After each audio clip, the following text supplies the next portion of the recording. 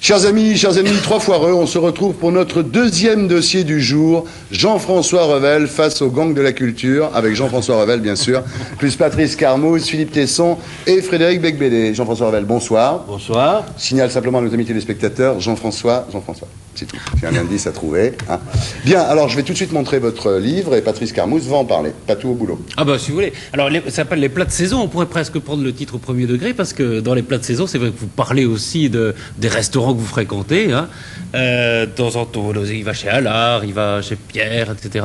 Du marché qu'il fait. Marché et oui, il dit parfois de dire que les salades et les crudités françaises sont devenues fades, n'en déplaise, ajoute-t-il perfidement, à José Bové. Ouais, hein. Les radines piquent plus. Les radines piquent plus, c'est sublime.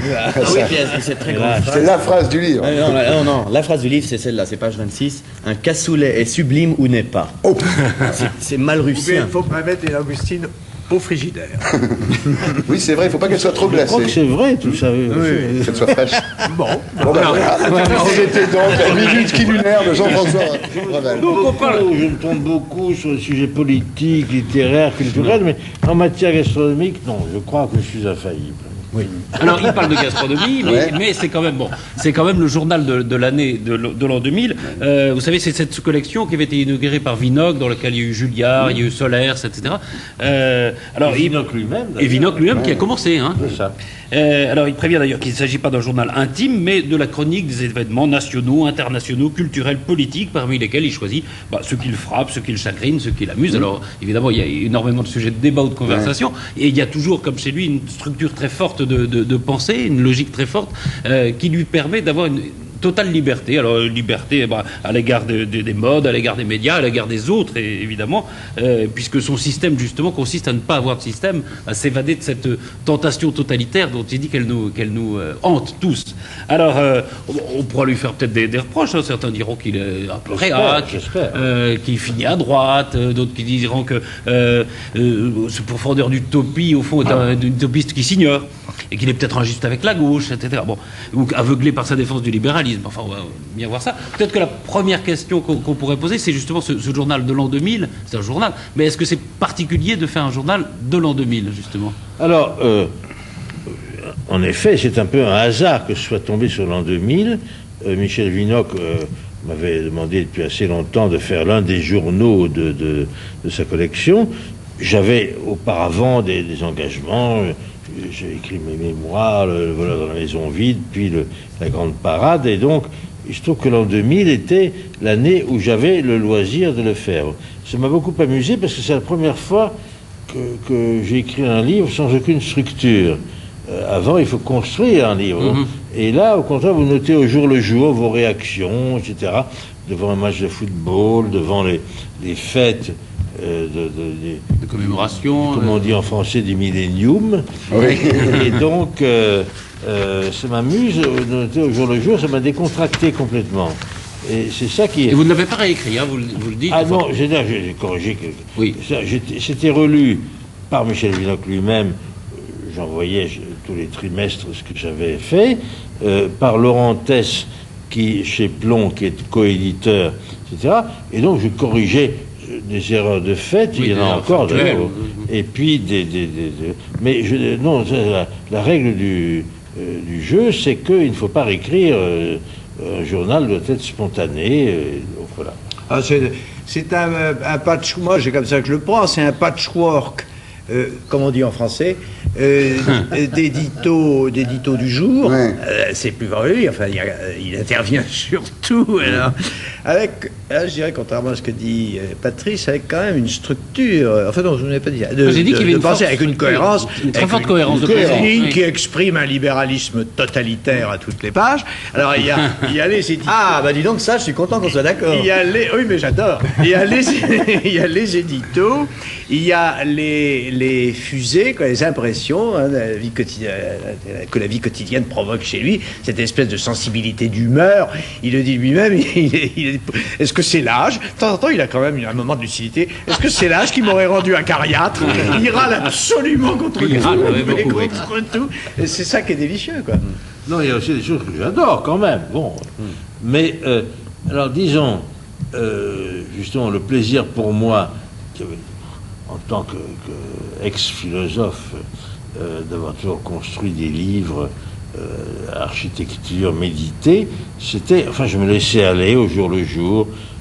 Je vois un match de football, je vois ceci, cela, bon, des feux d'artifice au cours de la fête de l'an 2000, et puis quand même beaucoup de choses dans la vie politique française, internationale ou culturelle qui effectivement me stimulent, et pas seulement à propos de la cuisine, parce que le plat de saison est un titre qui a été trouvé par Michel Vinocq.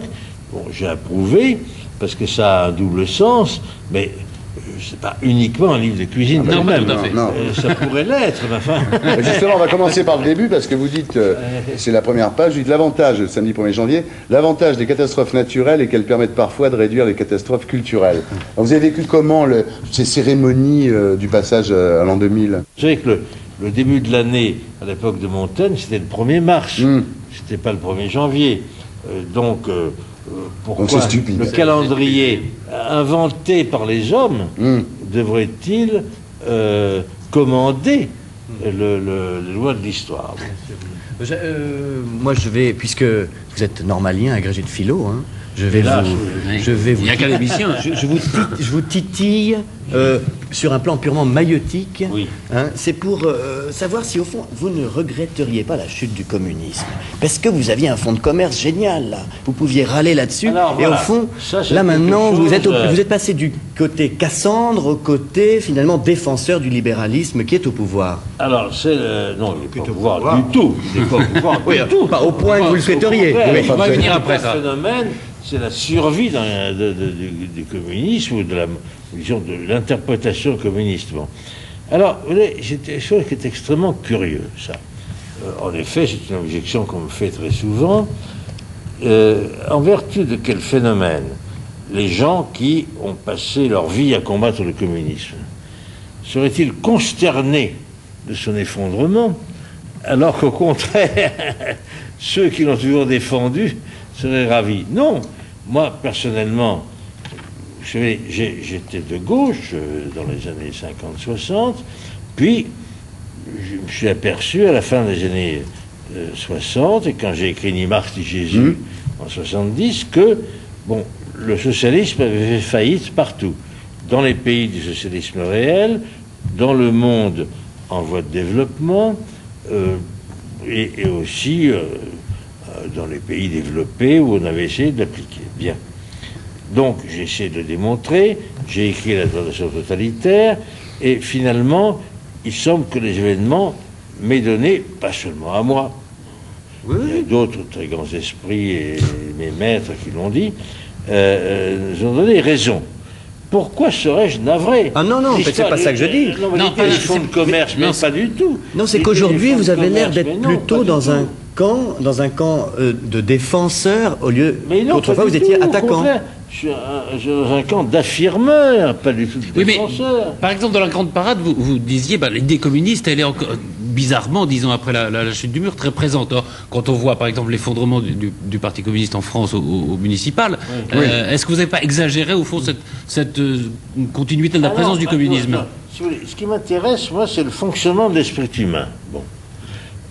Pourquoi, par exemple, quand j'écris la tentation totalitaire, pourquoi est-ce que des gens qui vivent dans des sociétés démocratiques veulent-ils absolument se soumettre à des dictatures?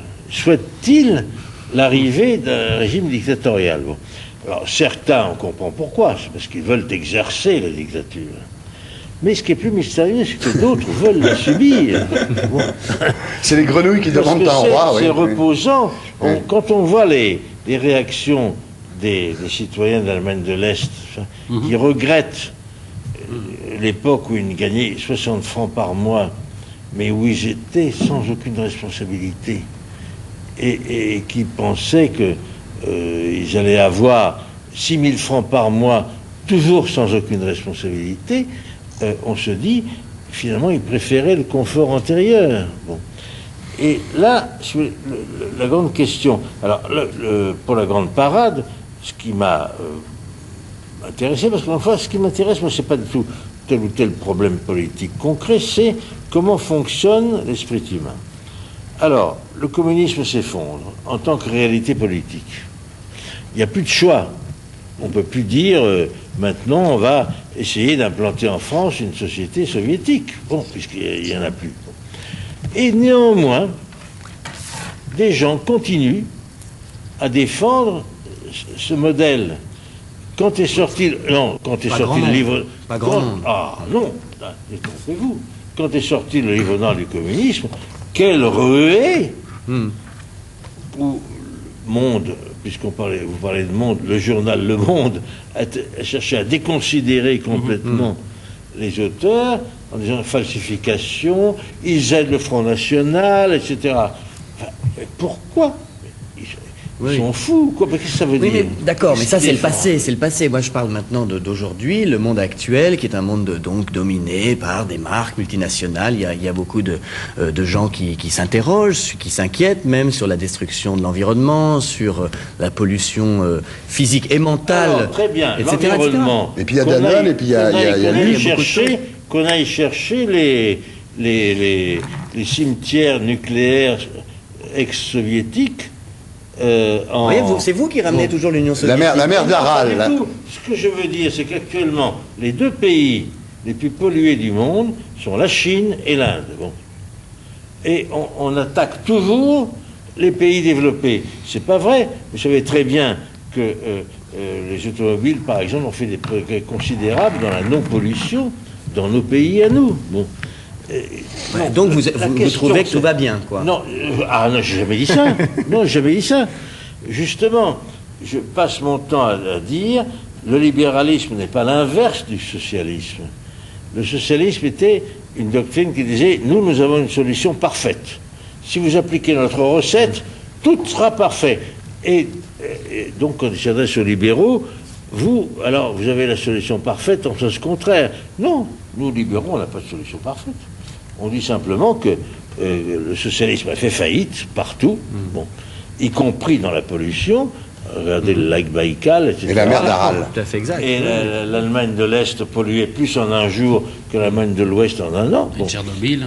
Et Tchernobyl et compagnie. Bon. Et donc, mais pas du tout, le libéralisme n'est pas du tout. C'est un truc empirique. Quand Adam Smith a écrit La richesse des nations, il a dit comment se fait-il que certaines nations soient plus riches que d'autres? Comment s'y sont-elles prises? Il n'a pas de recette absolue.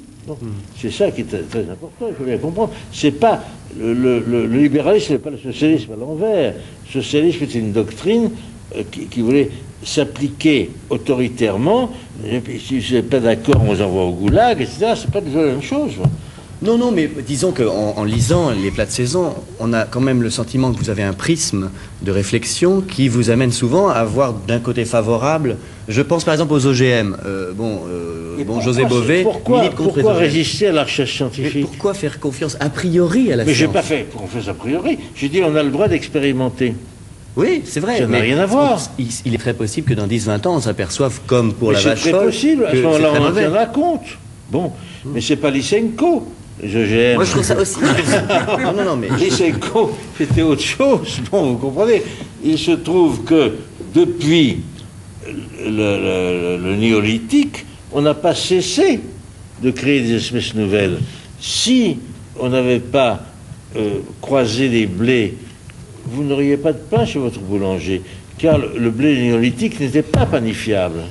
Enfin, Ce qui est ralent, c'est que plus un pays est pauvre, plus les radis de ce pays piquent.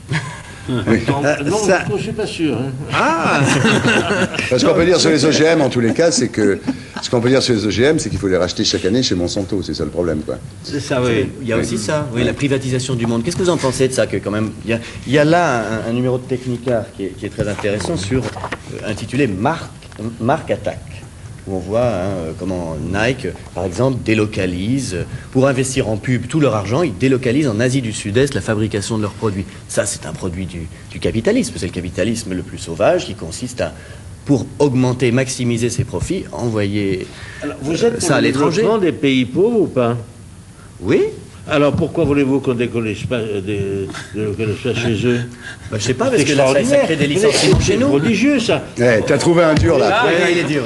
Là, t'as trouvé un bon, là. Fantastique.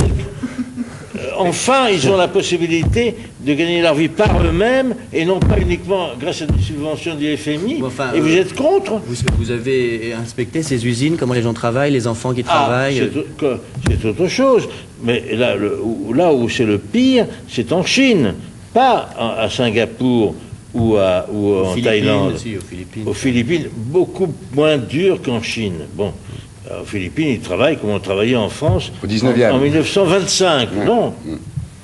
Et Non, mais est-ce que vous pourriez en de temps en temps Chine, dire vous ah oui, avez- vous pourriez me dire que Chine- j'ai raison de temps en temps? Non. Parce que moi je vous dis tout le temps que vous avez raison. non, pas du tout. Vous avez raison. Ah, ça pose des problèmes, Voilà. etc. Mais je crois J'ai que réussi. c'est là qu'est la source du développement. Et qu'au contraire, là où vous avez des survivances du système socialiste, c'est-à-dire en Corée du Nord, en Cuba, où le revenu Chine. moyen est de 60 francs par mois, et en Chine, où vous avez 5 millions de bagnards dans les camps. Bon, et toutes les trottinettes, entièrement d'accord, toutes mais les trottinettes c'est que nous toujours avons offertes le à nos spectre du enfants, à nos communisme que petits-enfants vous à Noël, agitez. étaient fabriquées par des bagnards chinois. Et bien voilà, on est obligé d'en rester là. Je voudrais juste vous offrir ce livre. Bah Vous oui, l'avez, bien vous sûr. Révélation de Denis Robert, où il va vous révéler quelques petites choses sur les chambres de compensation au Luxembourg grand qui plaisir, permettent oui. aux Blanchiment bénéfices- d'argent à l'échelon international. Alors, ça, justement, il faut le faire. Ce qu'il y a, si vous voulez, en France, c'est qu'il n'y a pas suffisamment d'État. Bon. L'État est un instrument C'est nouveau là. Ça, de c'est nouveau, ça. cambriolage. des- Ah, vous êtes des- étatiste? Non, attends. Mais Attends. oui, je suis étatiste, oui. terminé. Je suis étatiste. Mais bien plus sûr. rien. Attends. On est le 1er avril ou quoi? Attends. Mais non, je suis étatiste, mais l'État ne remplit pas son rôle en France, n'assure pas la sécurité sur les routes, n'assure pas la sécurité dans les villes, n'assure pas le bon emploi de l'argent public, et au contraire, pille l'ensemble de la richesse nationale pour des histoires qui n'ont rien à voir, comme par exemple Les paradis fiscaux, l'évasion. etc. Et puis, les soi-disant services publics. Bon. Oui, ça, vous n'êtes pas très tendre avec les services publics. Bien, je français. suis désolé, voilà, je suis désolé parce que là on était parti pour durer 2 heures, hein. Oui, mais mais c'est voilà, dommage. il y a des contraintes. Bah oui, c'est fini depuis longtemps. Il y a des contraintes, je suis désolé. Mais les contraintes sont Les contraintes de temps, on était très heureux de vous voir. au livre. Bah voilà, maintenant voilà. mais y Si a vous pas- êtes sur votre fin, y a- comme on est sur notre fin, lisez le bouquin Les plats de saison. Il n'y a pas de libéralisme intelligent et parfait sans quelques contraintes. Oui.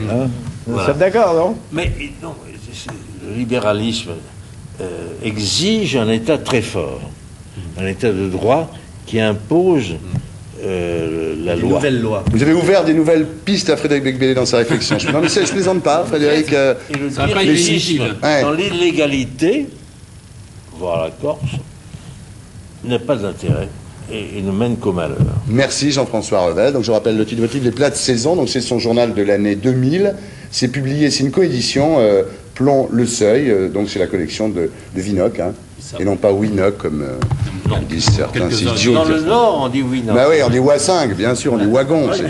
C'est Alors, le tesson. RDRG, Le wagon. RDRG spécial fête de Pâques, c'est fini. Quel était le point commun entre tous les invités de cette émission? En réponse demain. Chers amis, chers ennemis, au revoir donc. Et à